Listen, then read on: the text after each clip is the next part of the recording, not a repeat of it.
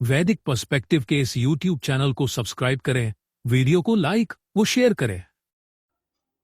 ओम क्व त्रिचक्र त्रिव्रतः रथस्य क्व त्रयः बन्धुरः ये सनीडाः कदा योगः वाजिनः राशुभस्य येन यज्ञं न सत्या उपयाथः। किसमें तीन चक्र तीन व्यवहार करने वाले रथ का किसमें है, तीन बंधु जो सनीड हैं, कब योग धर्म योद्धा का वेग पूर्वक शब्द करने वाले जिस यज्ञ को असत्य नहीं है उपगमन करो। यह जो मंत्र लिया गया यह ऋग्वेद के प्रथम मंडल के 34वें सूक्त का यह नवम मंत्र है। तो उसकी स्थिर बुद्धि होती है ऐसे व्यक्ति की, जो कि ऐसा व्यक्ति जो कि स्थित प्रज्ञ योगी कहलाता है, जो उसके बारे में हम यहाँ पर चर्चा कर रहे हैं। उसकी विशेषताएं बताई जा रही हैं। स्थित प्रज्ञ होना हमें, या योग बनना है, योगी बनना हमें। फिर अहंकार का त्याग करना है, अपने से बड़ा हमको अपने आप को बड़ा नहीं समझना है।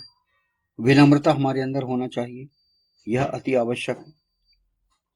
परमात्मा में श्रद्धा होना चाहिए, अर्थात ईश्वर में आपकी श्रद्धा होना चाहिए। आप उसे सदा स्मरण करते रहें, हर पल हर क्षण उसे आप स्मरण करें आप, और सबके प्रति संभाव रखें।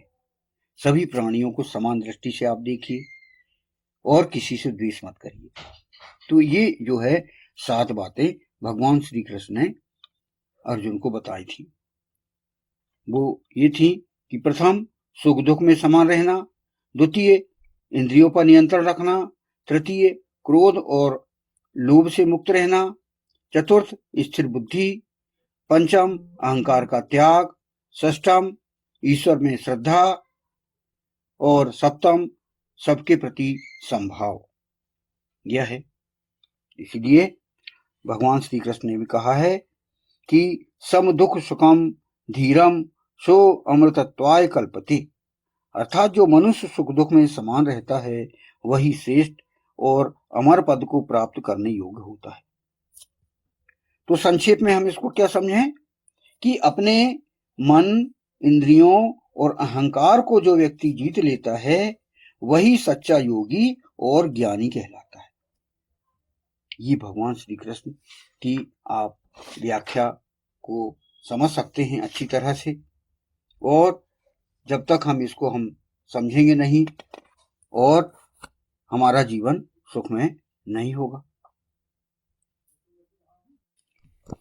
तो हमारे शरीर को हम रथ माने और रथ को हम चलाएं, रथ को हम इस संसार में चलाएं और सत्कर्म करते हुए चलाएं, अपने मन को नियंत्रण करते हुए चलाएं। तो रथ संबंधी मैटर हमें वेद में, उपनिषदों में बहुत मिलता है। जैसे कि पहले ही अभी जो है उदाहरण दिया गया था वही कठोपनिषद का, कि आत्मानाम रथनम विद्धि शरीरम रथमेव तु बुद्धिम तु सारथिम विद्धि मनः प्रग्रहमीवचा। ये कठोपनिषद 1:3-3 का ये श्लोक था। आत्मा को रथी, अर्थात आत्मा को रथ का स्वामी समझो, शरीर को रथ समझो, बुद्धि को सारथी, मन को लगाम समझो, ये बताया गया था। और फिर इंद्रियों को घोड़े बताया गया था, जिसमें कहा गया था इंद्रियाणि हयानाहुः विषयास्तेषु गोचरान आत्मेन्द्रियम मनयुक्तम भोक्ते इत्याहुः मनीषिणः। यह भी कठोपनिषद का उदाहरण है। अर्थात इंद्रियों को घोड़े कहा गया है और उनके विषय अर्थात रूप, रस, गंध आदि उनका मार्ग है। आत्मा, मन और इंद्रियों से युक्त मनुष्य ही भोग करने वाले। तो ये कठोपनिषद का बताया गया था। फिर असंयमित मन का परिणाम क्या है, तो यह भी आपको कठोपनिषद में बताया गया कि जिस मनुष्य की बुद्धि जागृत नहीं और मन संयमित नहीं, उसकी इंद्रियां वैसे ही अनियंत्रित हो जाती हैं जैसे खराब घोड़े सारथी के नियंत्रण में नहीं रहते। तो वही उसमें बताया गया है।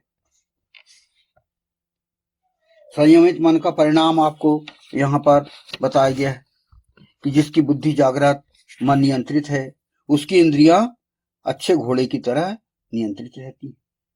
तो कुल मिला के जो कठोपनिषद में जो रथ के बारे में बताया गया है कि हमारा जो शरीर है वह रथ है, आत्मा जो है रथी है अर्थात स्वामी है, बुद्धि सारथी है, मन लगाम है और इंद्रियां घोड़े हैं। जब बुद्धि और मन संयमित होते हैं तब जीवन रूपी रथ सही मार्ग पर चलता है। तो ये जो है आपको विशेष रूप से यहाँ पर बताया गया है और वहीं पर आप अपने जीवन में विजय पाते चलिए। मतलब आप रथ अपना चलाइए, बुद्धिपूर्वक रथ आप चलाइए और अपना जीवन को सफल बनाइए। तो मतलब रथ केवल युद्ध का साधन नहीं है, बल्कि गति, शक्ति, विजय और धर्म यात्रा का प्रतीक माना गया है। आपका जो शरीर का रथ है, आप उसमें गति करिए, शक्ति प्राप्त करिए और अपने जीवन में सफलता प्राप्त करिए, विजयी होइए हर जगह। और यही तो धर्म यात्रा है। हमें हमारे शरीर के माध्यम से रथ रूपी हमको धर्म यात्रा करना है,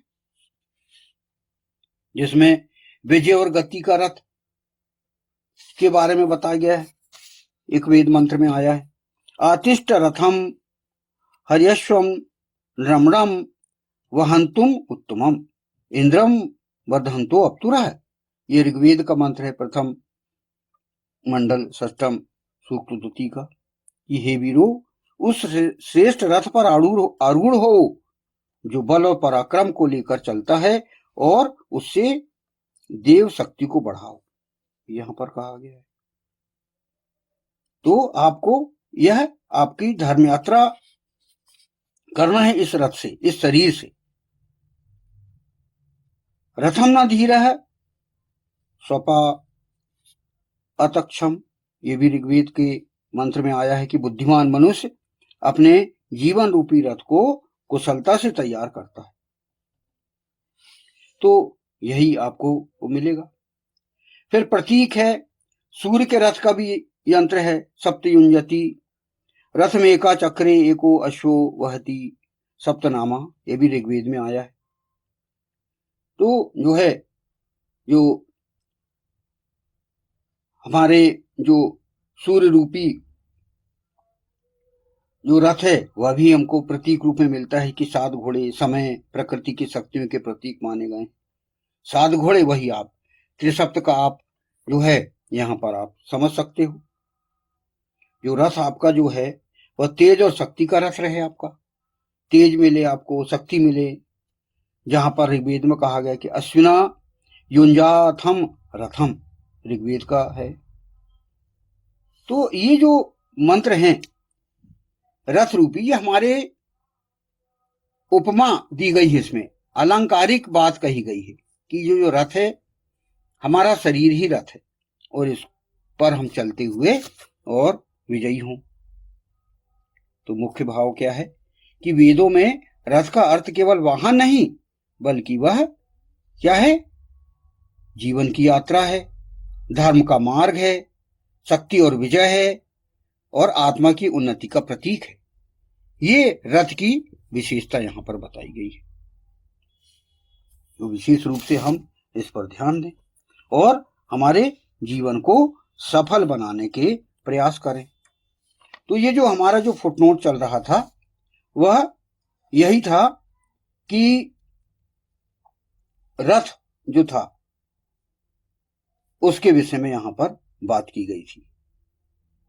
3 व्यवहार वाले रथ का, इसकी व्याख्या हम कर रहे थे। यहां पर इसी पे बात चली रथ की और रथ की यहां व्याख्या की गई कि हमारे शरीर है जो कि धर्म यात्रा करना हमें, और इसमें हमें 3 आचरण स्तंभों से प्रशिक्षित होते हुए हमारे जीवन को सफल बनाना है और वही हमें अपना जो जीवन उद्देश्य है कृवंतो विश्वमार्यम, वह पूरा करना हमें। इसी रथ के माध्यम से यहीं से धर्म यात्रा हमारी शुरू होती है।